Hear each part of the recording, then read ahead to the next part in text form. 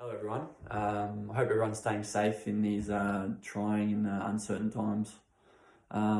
Before I start off, I thought I'd provide a bit of background about myself before I go into my opinion and philosophy regarding the topic at hand.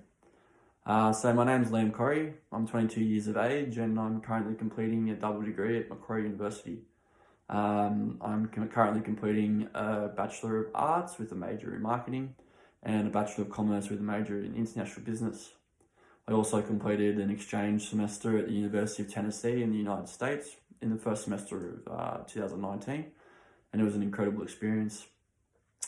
What I particularly enjoyed most about my marketing degree so far has probably been brand management. Ethics in marketing is definitely deeper than just corporate social responsibility. Although it definitely applies to the wider group and the company, there's an emphasis placed on the individual's personal ethics and their morality and what they think is right or wrong. That's why there's a very much a strong importance placed on the company's cultural values. For this to stem down into the workplace and allow for the workers to sort of employ what they think is right or wrong in different situations throughout their working life or in their working team, such as the marketing team. And that's why it's very important that they are able to go out and instill ethical behaviours that reflect well on the company and also are doing their part for society. I think sometimes as marketers, teams get caught up in trying to reel customers in, and this sees their behaviour become quite unethical. This is seen through false or misleading advertising or price discrimination, with their definitions listed on this slide. Now below, this is not actually a real example, but say there is a scenario where Woolworths sells 2 litres of milk in their Vaucluse store for $5, and the same 2 litres of milk in Strathfield for $2.50. This is an example of price discrimination. By targeting different socioeconomic backgrounds, they will be unlawfully discriminating to maximise their profits. It relates back to the theory of consequentialism and deontology. As a society, I think the majority of workplaces and individuals have a moral compass that recognises that certain actions are right or wrong, regardless of the outcome and consequences.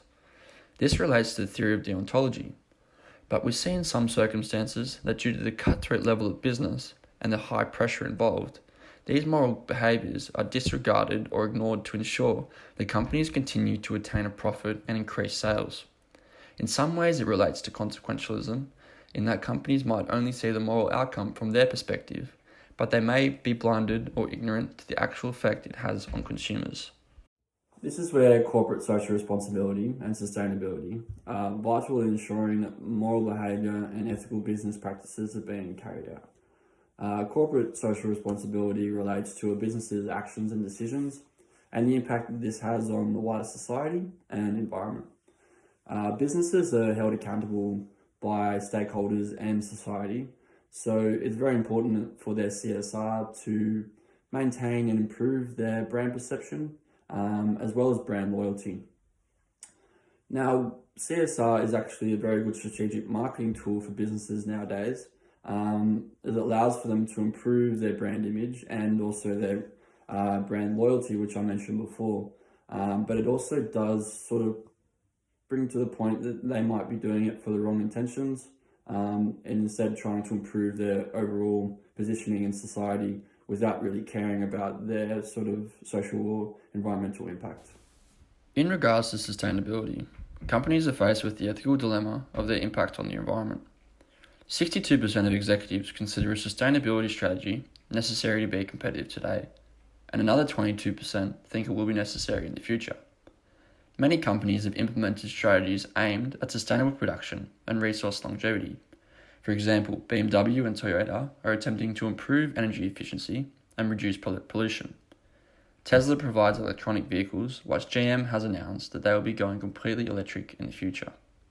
I think that businesses have recognised the importance of sustainability, and as society responds to the challenge of global warming and the call for governments to move towards sustainable sources of energy and production, businesses need to contribute.